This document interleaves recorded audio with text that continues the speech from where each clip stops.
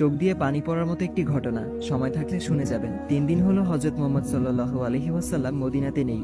কেউ জানে না নবীজি কোথায়। ওমর ফারুক রাদিয়াল্লাহু আনহু মুক্ত তরবারি হাতে ঘোষণা দিলেন, যদি নবীজির কোনো কিছু হয় তবে আমি ওমর বলছি, মক্কার একটা মুনাফিকও আস্ত শরীরে থাকবে না। এদিকে আবু বকর রাদিয়াল্লাহু আনহু বললেন, থাম ভাই, চল নবীজির তালাশ করি। দুজনে মদিনা থেকে মক্কার উদ্দেশ্যে রওনা হলেন। মরুভূমি পেরিয়ে পাহাড়ের এলাকাতে আসলেন। একটু দূরে দেখলেন এক রাখাল দাঁড়িয়ে আছে। আবু বকর রাদিয়াল্লাহু আনহু ও ওমর ফারুক রাদিয়াল্লাহু আনহু রাখালকে জিজ্ঞেস করলেন, তুমি কি মুহাম্মদ সাল্লাল্লাহু আলাইহি ওয়াসাল্লামকে দেখেছো?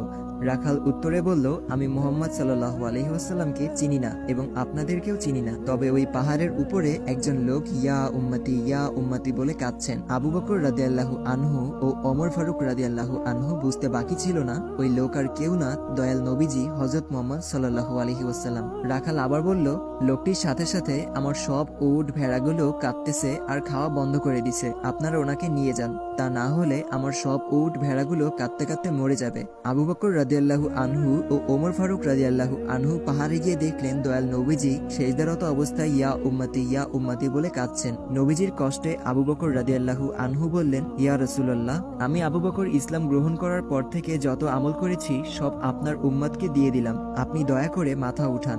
নবীজি মাথা উঠায় না। এবার ওমর ফারুক রাদিয়াল্লাহু আনহু বললেন, ইয়া রাসূলুল্লাহ, আমি ওমর যে আপনার মাথা নিতে গিয়ে নিজের মাথা দিয়ে দিয়েছি, সে আপনার উম্মতের জন্য সব আমল দিয়ে দিলাম।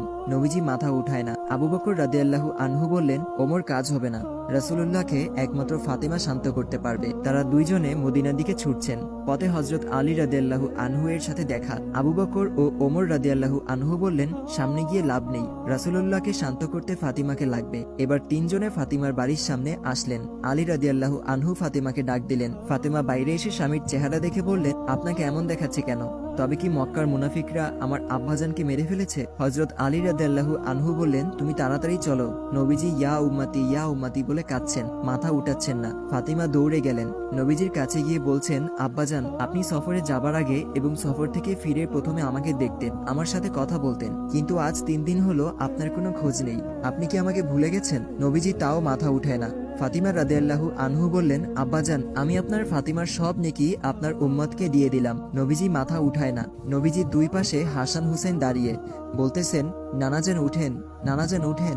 নবীজি মাথা উঠায় না। হঠাৎ ফাতিমা রাদিয়াল্লাহু আনহু বলে উঠলেন, আব্বাজান, আপনি উঠেন, আমি আপনার উম্মতের জন্য আমি হাসান হুসেনকে কুরবানি দিয়ে দিলাম। আল্লাহু আকবার, আল্লাহু আকবার, আল্লাহু আকবার। এবার নবীজি মাথা উঠালেন আর বললেন, ফাতেমা, তুমি কি দোয়া করলা? আমার আল্লাহ তোমার দোয়া কবুল করে ফেলেছেন। নবী রাসূল সাহাবীদের রক্ত ঝরানোর কারণেই সেই দিন আজ আপনার আমার কাছে আসতে পেরেছে। আসুন আল্লাহর